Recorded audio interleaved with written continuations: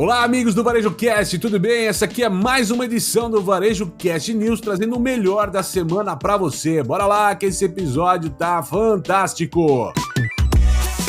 Você está no Varejo Cast. Este episódio do Varejo Cast é patrocinado por OneBeat, Sigam, PayPal.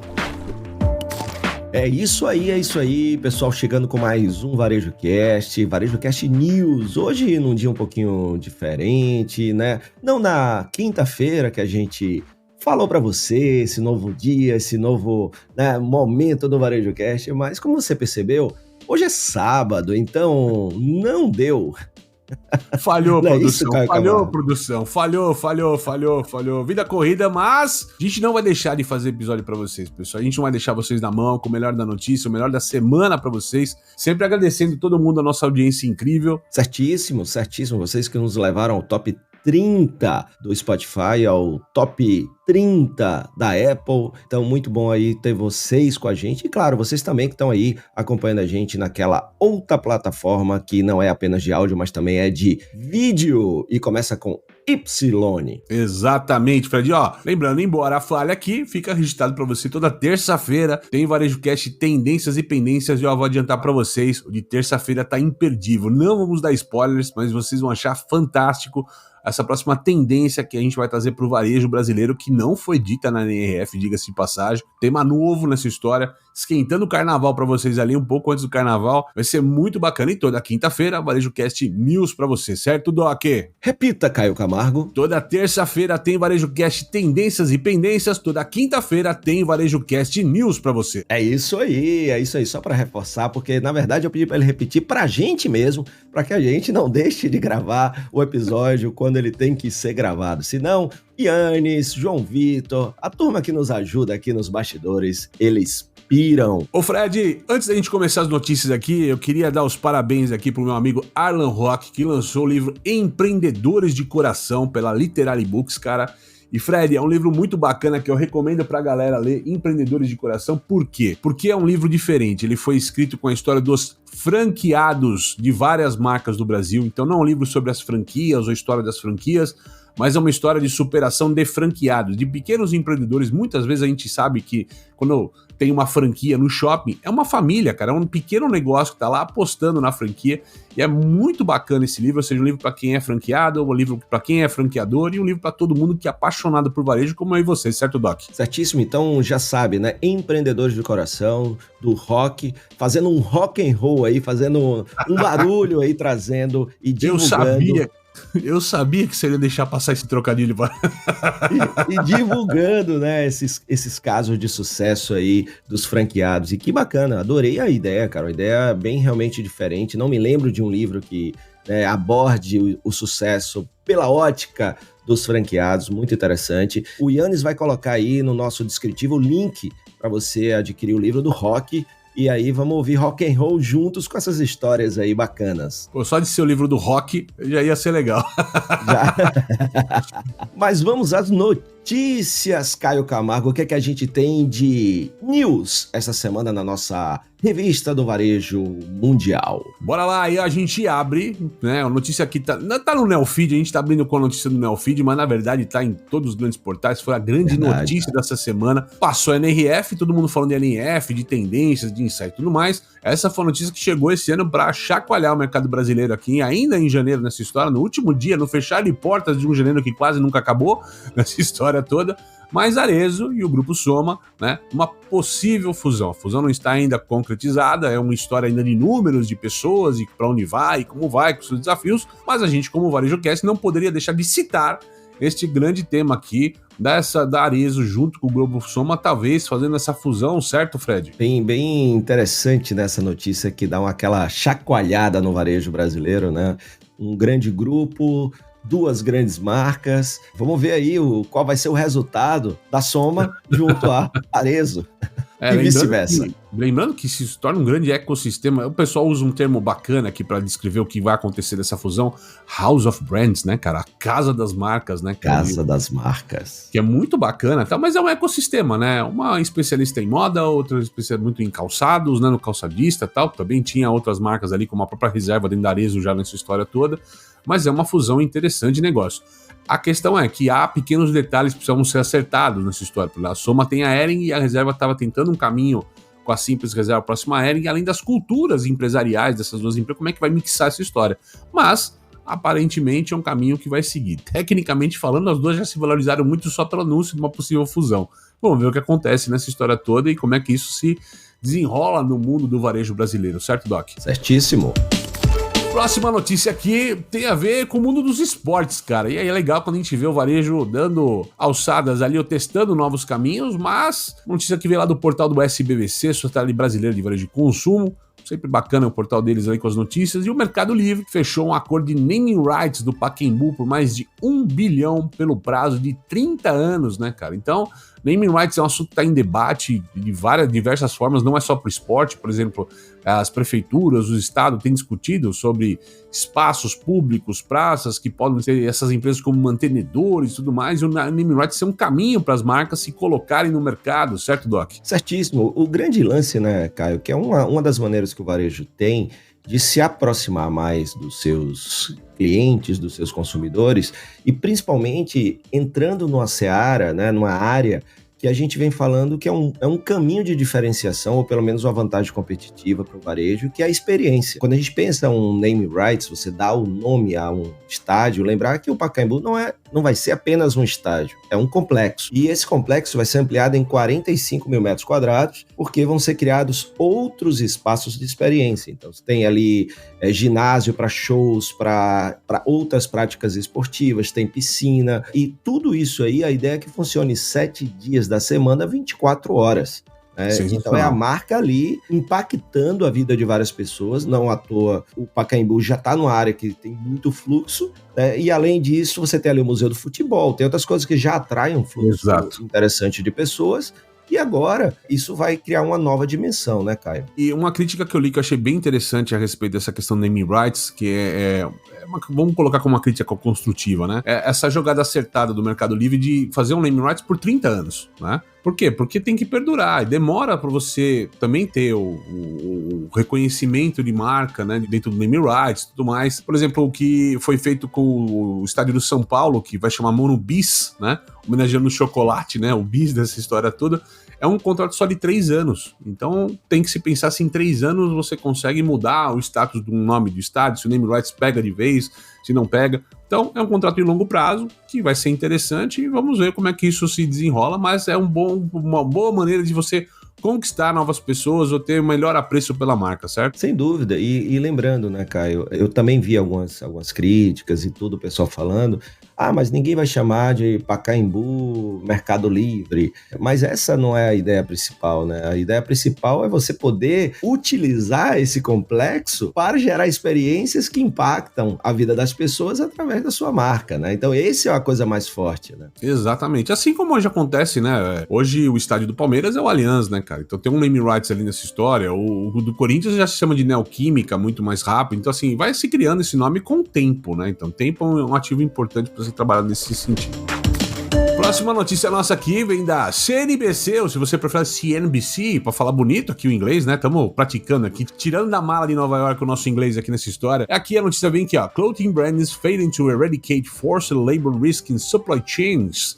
Aqui é o que acontece, as marcas de moda, né, de acordo com a matéria, estão falhando em erradicar aqui o trabalho excessivo, principalmente, ou risco de trabalho, principalmente nas questões de logística, aqui nas cadeias de suprimento, certo, doutor? Certo, o que é uma notícia muito ruim, né, Caio? Porque a gente tem falado muito aí de ESG, né, já há bastante tempo. Esta é uma pauta que envolve ESG, porque envolve pessoas, envolve o lado social, envolve vida digna, né, e principalmente de como o lucro é gerado, né, por parte de muitas empresas. Então, é uma notícia que me deixa triste, né? A matéria ela não deixa muito claro se há o esforço das marcas e ela não está surtindo efeito, ou se as marcas não estão se esforçando tanto. Interessante. Né?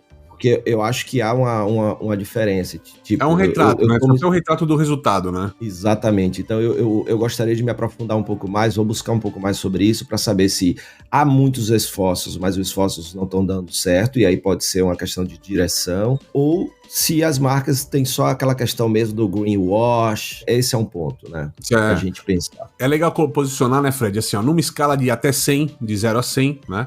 O ranking dessas empresas hoje está numa média de 20, cara, em termos de qualidade de trabalho para as pessoas, né? E é sempre importante lembrar, num mundo onde o digital está acelerando e dando uma escala nova de negócio para algumas empresas, né? A logística, né, o supply chain desse processo é o que vem sendo mais forçado, onde está recebendo mais pressão. Porque eu posso comprar mais e mais rápido, forçando uma rede social, mais pessoas comprando. Só que do outro lado, eu tenho pessoas trabalhando nas caixas, no armazenamento, caminhões na rua. Então a logística é a área das empresas, das marcas, que acaba recebendo muito mais pressão do que outras áreas administrativas da empresa num momento de escala. A gente já viu a questão de empresas que acabaram abrindo um pouco mais o seu tempo de entrega para não ter uma pressão sobre isso, mas a gente está vendo esse retrato e tal. Importante destacar do que você colocou é que as top 3 aqui em performance que conseguiram atingir melhores números aqui, tá em primeiro a Lululemon, né?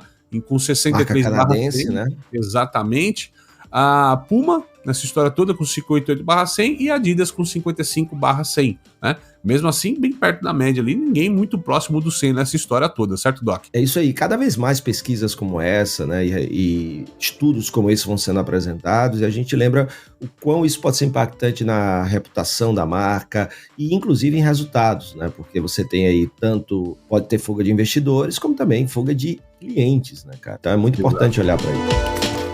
A startup israelense OneBit possui uma tecnologia de gestão de estoques que alia Big Data e inteligência artificial para garantir um estoque mais enxuto e oferecer uma redução de até 70% nas rupturas de vendas. Isso é possível porque o seu sistema de otimização de supply chain possui algoritmos que monitoram o comportamento do consumidor nas lojas e no e-commerce e realiza predições sobre quantos e quais itens devem ser entregues em quais lojas. Saiba mais no link que está na nossa descrição. Varejista, está precisando de uma solução completa para gerenciar seu negócio? Sigam é a escolha certa para o seu sucesso. Um sistema completo que abrange desde o atendimento ao cliente até a gestão do negócio, além de recursos especializados para o setor. Acesse painéis de indicadores e tome decisões estratégicas com base em dados precisos. ERP Sigam, a escolha inteligente para o varejo. Acesse www.sigam.com.br. Tem link no descritivo.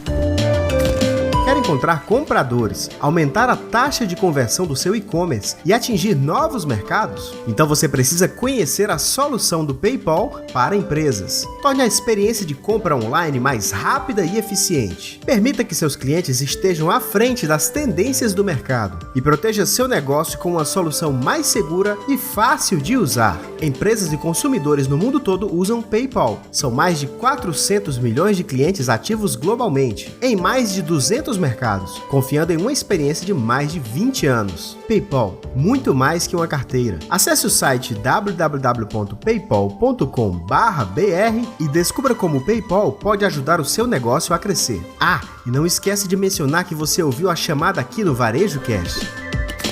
Muito bem, voltando aqui com o nosso Varejo Cast News dessa semana, aqui sempre agradecendo nossos apoiadores, OneBit, PayPal e Sigam. Quer conhecer mais sobre as empresas? Vai lá no link que está na descrição para conhecer mais sobre essas empresas fantásticas e seus serviços ali para o mundo do varejo. Ô Fred, acabamos de falar sobre pressão na logística e nossa próxima notícia aqui é de um gigante do setor. Vem lá do SBVC aqui a matéria, e que as entregas Prime atingiram a maior velocidade de todos os tempos em 2023, segundo a Amazon, cara. Olha lá, acabamos de falar de pressão logística e a próxima notícia é uma empresa batendo recorde de entrega nessa história toda, certo, Doc? Certíssimo, e essa é uma concorrência, né, Caio, que se acirrou muito, a gente vem falando sobre isso desde os anos aí 2017, 2018, quando começou essa questão de quem entrega mais rápido como diferencial, principalmente com o crescimento do online. Então, primeiro era você vende online, depois você vende online e entrega, e você vende online e entrega mais rápido. Do frete grátis também. Primeiro o importante era o frete grátis, depois ficou importante o rápido, né? Isso, e a gente ainda está nessa era do rápido. E aí agora, quanto mais rápido, melhor. Mas a grande questão que a gente como consumidor consciente deve estar se perguntando, linkando com a matéria anterior, é o quão isso rápido, qual o preço disso, não para você, consumidor, né? Não para mim, consumidor, mas para as pessoas que trabalham nessas empresas. Você lembra, a gente já falou aqui no Varejo Cast, alguns problemas que a Amazon tem passado, principalmente nos Estados Unidos. Por exemplo, eles tiveram greve de funcionários durante a Black Friday, né, nos Estados Unidos. De vez em quando saem matérias, sai sobre a questão dos sindicatos, que a Amazon fica brigando para não ter, e aí fica toda essa questão, então, de pessoas. Então, a que preço, né? Para a gente, como consumidor, é massa receber o produto, como eles colocam aqui, né? Foram 7 bilhões de itens com remessa no mesmo dia, o chamado Same Day Delivery, que é assim, né? O cream de la cream, né, da entrega, você receber no mesmo dia, é fantástico. Agora, a que preço, já que a gente tem que se preocupar também, né, com esse aspecto do ser humano, né, meu amigo, que é fundamental. 7 bilhões, eu tô falando uma conta errada aqui, 7 bilhões é quase a população global, não é? É isso aí, meu amigo Caio. Então é importante a gente estar se preocupando também, né, com esse aspecto das pessoas. Não basta só o lucro, não basta só o resultado. E isso a gente tem visto cada vez mais, eu fico feliz. Antes a gente falava só de algumas empresas, Greystone Bakery, Patagônia, Ray. Hoje a gente vê muito mais empresas, inclusive na NRF se falou muito sobre essa questão de propósito e lucro acontecendo juntos. É importantíssimo, fico feliz que muito da geração Z, que é consumidora voraz, busca esse ativismo e tem causas, e entre algumas das causas, com a boa parcela da geração Z tem, é essa questão do cuidado de como você trata quem você contrata. Sensacional. E falando da Amazon, a sequência, né? Vamos falar de Retail Media nessa história, será? Que é o assunto que foi coqueluche aqui da NRF 2024, mas o plano da Amazon para transformar a televisão no novo carrinho de compras, né, cara? Então, vem lá do portal da SBVC também, e o papo aqui, Fred, é o seguinte: Prime Video todo mundo já conhece, é o canal de streaming da Amazon, e agora lá nos Estados Unidos começa uma experiência que, além de passar as propagandas no Prime Video, vai ter começado a opção de você assistir uma propaganda e você comprar o produto que está sendo exibido na propaganda no momento que você está assistindo o streaming. Olha aí o futuro da televisão, que a gente já conversava disso desde 2015, cara. A gente já tinha essa tese, lembra, mestre? Lembro. Agora posso te perguntar uma coisa? Diga. A gente paga o Prime pra não ter propaganda. Aí agora eles vão lançar o Prime Prime? É o Prime do Prime. É o creme de la creme. O creme de la creme. É pra gente não ter propaganda, é isso? Exatamente. E aquela coisa, né? Quando a gente se desvinculou da TV a cabo, a gente achou que era bacana porque era pequeno o preço. Hoje a quantidade de streaming que você paga é mais do que você pagava na TV a cabo. Isso é um fato. Porque, por exemplo, na questão do YouTube, por exemplo, você é assinante do YouTube. Com certeza. Premium, né? Eu então, assino porque você acaba sendo livre dos anúncios nessa história toda. Então eu pago para não ter anúncio, é um fato. Exatamente, né? E aí? Como é que ficamos, meu amigo Caio Camargo? Olha, Fred, vamos pensar. Se isso de fato for uma oportunidade, talvez as pessoas estejam mais aptas a receber a promoção, né? Eu brincava lá para idos de 2015, quando eu e você tivemos naquele projeto do Varejo Show, rodando o Brasil, nessa história toda, né? A gente falava, ó, futuro da televisão, você vai assistir a novela, vai passar lá a artista com um brinco, cara, você vai apertar um botão, comprar o brinco e talvez uma impressora 3D vai imprimir aquele brinco na hora para você, né? Quase o mundo dos Jetsons que a gente já pintava, dava as primeiras pinceladas dele lá em 2015. Não sei se nós vamos ter ainda um futuro com a questão da impressão 3D, criando produto dentro da tua casa desse jeito, mas o fato que a gente está estreitando o caminho entre verificar a mídia e comprar aquele produto, né?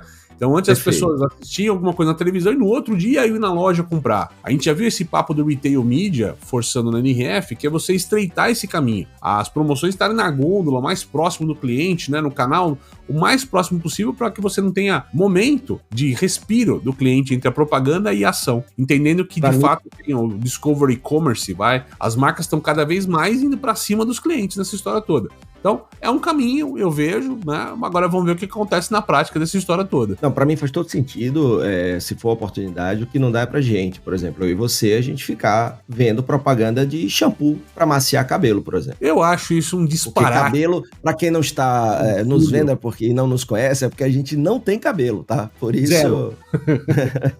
Shampoo pra mim só quando é na barba, e olha lá. Mas vamos ver e tal, assim, é um caminho, eu acho que as marcas hoje elas estão buscando novas fontes de receita. A Amazon, por estar na frente, ou seja, desse papo de ecossistema, de ser mais do que uma marca de varejo, de ter tudo o que ela faz hoje na sua história, ela já tá com esse caminho aqui. Aqui, talvez Netflix e Disney, talvez entra num caminho muito próximo, rapidamente nessa história. E aí eu lembrei agora, né, brincadeiras à parte, Caio, que o TikTok agora, a busca deles é exatamente para que todos os vídeos deles sejam clicáveis e compráveis, né? Então, eu acho que, na verdade, há uma direção muito grande em transformar. A gente já viu isso acontecer, não é novidade, mas eu acho que agora vai acelerar esse processo de que os vídeos virem ferramentas de compras efetivas, não como estímulo à compra, mas o vídeo virar a mídia, ou seja, o meio através do qual você vai comprar. É o TikTok Commerce, que a gente comentou, inclusive, no último Tendências e Pendências aqui, como uma das 12 apostas. Se você não viu as 12 apostas minha e do Fred aqui para 2024, corre lá no episódio passado, que tá bem bacana para você, bastante coisa bacana para você, tá? Ok, próxima notícia nossa vem lá do Estadão, cara, do Grupo Estadão. Fred, olha que notícia bacana, cara. A Pandora, né, hoje a maior joalheria do mundo, né, conseguiu atingir a marca de 100% dos materiais de ouro e prata reciclados em seus produtos. Ou seja, 100% da matéria-prima que a Pandora usa hoje, quando a gente fala de prata ou de ouro, é material de alguma forma reciclado, ou seja, reutilizado para a confecção de novos produtos. Olha lá, uma pegada ESG, tá aí uma marca de luxo, fazendo uma vamos colocar como luxo, mas fazendo um ponto importante aqui de consumo, né? Isso é muito bom, né, cara? Quando cada vez mais marcas indo nessa direção, a gente vai ter menos pegada ambiental, consequentemente, a gente vai ter mais qualidade de vida, né? Porque quando a gente cuida mais da natureza, isso impacta na forma como a gente vive, pureza do ar, água, entre os outros elementos da comida, entre outros elementos que a gente precisa para viver bem e com qualidade. A gente vê essas marcas, principalmente quando você vai para o mercado de luxo e tal, que durante muito tempo virou as costas para esse tipo de pauta. Agora, eles começando a investir nisso, isso é muito interessante, porque eles são aspiração para muita gente e logo eles acabam inspirando muita gente também a seguir o movimento, né? Então é bem interessante. Bom, eu e você, a gente vê essa questão positiva, né? Existe uma discussão de mercado se de fato seria o termo reciclado o melhor termo, né? Por exemplo, uma coisa a ser considerada reciclada, ela teria que estar sendo direcionada para o lixo para poder ser reutilizada. Aqui eles estão pegando joias, que não iam obviamente para o lixo, para reutilizar elas ou dar um design novo, criar uma nova peça a partir daquele material, né? Existe uma questão técnica sendo discutida, inclusive pela Federal Trade Commission, ainda usando esse termo, como é que vai ser usado, se é reciclado, como não é, principalmente nos Estados Unidos, né? Mas, vamos olhar o lado bom dessa história, né, cara? O fato de você estar usando um material que já estava descartado de alguma forma, ou que pode ser reutilizado, quer dizer que são menos minerações, ou seja, menos impacto na natureza, menos trabalhadores nas minas, ou seja, tem um impacto social, tem um impacto na natureza positivo de alguma forma, né? Perfeito. Muito bem, próxima notícia nossa vem da Inc., né? Que é um portal muito interessante aqui, que a Ulta, marca de beleza, acaba de investir pesadamente em ferramentas de IA, e uma das ferramentas aqui é a Mayavanna, eu acho que esse é o nome que a gente fala, Mayavanna, que é uma marca criada por empreendedores negros, certo, doutor? Certíssimo, né? Então é para toda a população negra trabalhar principalmente o diagnóstico de cabelo para encontrar na Ulta Beauty, em todas as suas lojas, os melhores produtos para as finalidades e necessidades de cada uma, cara. Muito interessante, principalmente como também o empreendedorismo, né, as marcas, de uma forma geral, estão abrindo também para essa diversidade, né? A gente tem lá nos Estados Unidos o termo BIPOC, né, que é Black, Indigenous e People of Colors, né? Que são exatamente as pessoas não brancas, né, de uma forma geral. E aí tá sendo direcionado muito também às empresas, colocando mais produtos desses empreendedores, desses recortes de diversidade dentro das suas lojas, nas suas prateleiras. E aí quando a gente já vê essas marcas também fazendo colaborações para desenvolver serviços dentro das suas lojas, público dessas marcas, cara, muito interessante. É sempre bacana, né, entender esse papo da tecnologia tentando suprir uma necessidade de negócio, né? Então, muito bacana, e com esse todo fundo de diversidade, de inclusão e tudo mais, muito legal aqui, essa questão da Ulta aqui. E aí é legal a gente falar de inteligência artificial, porque a nossa última notícia aqui do dia tem tudo a ver com isso, e é um papo que a gente defende muito, vem lá da Folha de São Paulo, é um estudo do MIT, que contratar pessoas é mais barato do que adotar IA na maioria dos empregos. Tá todo mundo falando de inteligência artificial, todo mundo debatendo do fim dos empregos por conta da inteligência artificial, e o estudo do MIT mostrando exatamente o contrário. que ainda pessoas é mais barato do que IA, Doc. Olha isso. E é? Cara, coisa interessante, né? Porque quando a gente fala em adoção de inteligência artificial, lembrando que quando se está falando de ChatGPT, a gente está falando da camada mais superficial da inteligência artificial, né, cara? Estamos falando de ferramentas gratuitas, muitas vezes, e as pagas são acessíveis de uma certa maneira, também é acessível, o uso é fácil, ou seja, daí o hype tão rápido e também a confirmação dessa tendência tão rápida, porque você tem um acesso muito fácil e é fácil de usar. Você não precisa de muita coisa. Você pode usar no celular, você pode usar no computador, isso aí é tranquilo. Mas, quando a gente vai para coisas mais complexas, mais profundas, aí mais acesso só para grandes empresas e grandes orçamentos. Então, quando você quer e pensa em substituir pessoas por automação, por inteligência artificial, nem sempre é viável. O grande ponto que fica aí é que o pequeno, médio varejista fica numa sinuca de bico incrível, porque se ele quer fazer automação em alguns pontos é muito caro e contratar pessoas não está nada fácil. Exato. Então, é realmente uma situação complexa. Não é à toa que a Kate Anquetil, da GDR, na sua nova palestra, ela diz que o novo varejo é uma ciência de construir foguete. Ou seja, Exato. Não é nada simples. E é legal você falar isso, Fred, porque assim, esse estudo, um estudo de 45 páginas, gigante, aqui eu vou pegar 2 recortes pequenos aqui. Primeiro é que ele fala, de acordo com os pesquisadores, apenas 23% dos trabalhadores, medidos em termos de salários em dólar, poderiam ser efetivamente substituídos por IA. Ou seja, apenas 1/4 num total aqui de cargos. Aí ele fala lá embaixo, um termo que me chamou bem a atenção quando ele fala do economicamente viável, apenas 3% dessa substituição seria economicamente viável neste momento, cara. Então, quando a gente fala de IA, tem isso. Mas dá pra fazer um monte de coisa, cara? Dá pra fazer tarefas assim? Dá. Mas a gente tá falando aqui no contexto mais geral. Então, neste exato momento, né, falando de 2024 ou /2023, quando foi feito o estudo, o recorte ainda é esse. Então, assim, existe um hype sobre, é necessário as empresas estarem de olho nisso, porque hoje, gente, vamos falar de IA na empresa hoje, é como a gente fala de internet, de computador sem internet, né? Falar de trabalho sem IA vai ser falar de computador sem internet. Não serve para muita coisa, né? Nós vamos ter que ter IA nas nossas vidas, os profissionais vão usar isso para pequenas tarefas e, assim, é como uma espinha dorsal de tudo que se faz. Para nossa visão, minha e do Fred aqui, quando a gente fala de NRF, IA não foi um assunto, ela é uma espinha dorsal, ela é transversal a pessoas, a tecnologia, ela tá lá, uma espinha dorsal. Ela vai correr nessa história toda, né? Sobre todas as áreas da empresa. Mas assim, ainda existe esse impacto aqui nessa história, ou seja, e aí o que a gente fala, né, Fred?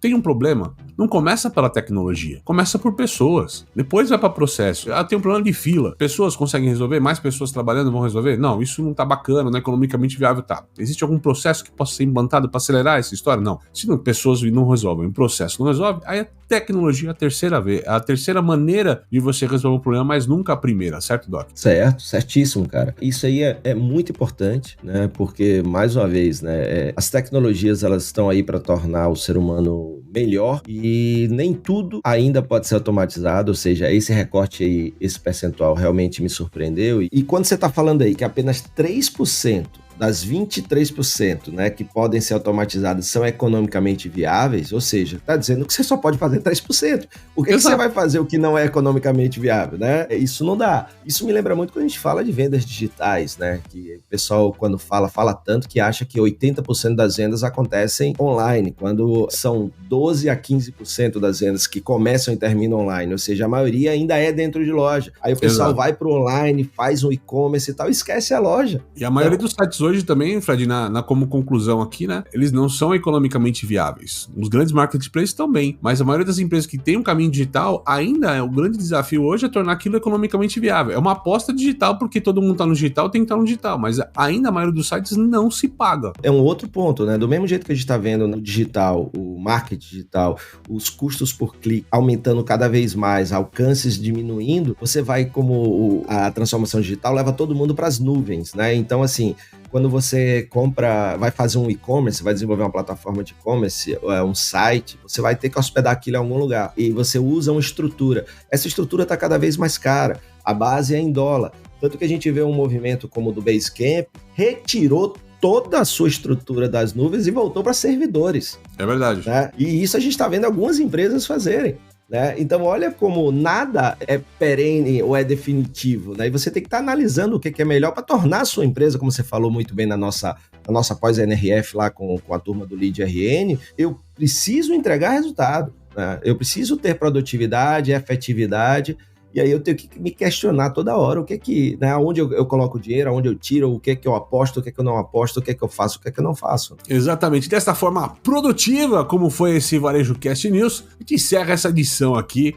Sempre agradecendo a você, lembrando, toda terça-feira, Varejo Cast Tendências e Pendências, toda quinta-feira aqui, Varejo Cast News, com exceção desse episódio aqui, né, acabou indo pelo sábado, mas a gente se vê na próxima, certo, Doc? Certíssimo, valeu. Agradecer, né, Caio, a todo mundo que teve lá, 300 pessoas na nossa pós-NRF em Natal, meu querido Rio Grande do Norte, lá com a turma do Lead RN, Fé Comércio, foi bom demais, obrigado a todos e todas que compareceram, foi massa. Valeu, pessoal, até mais!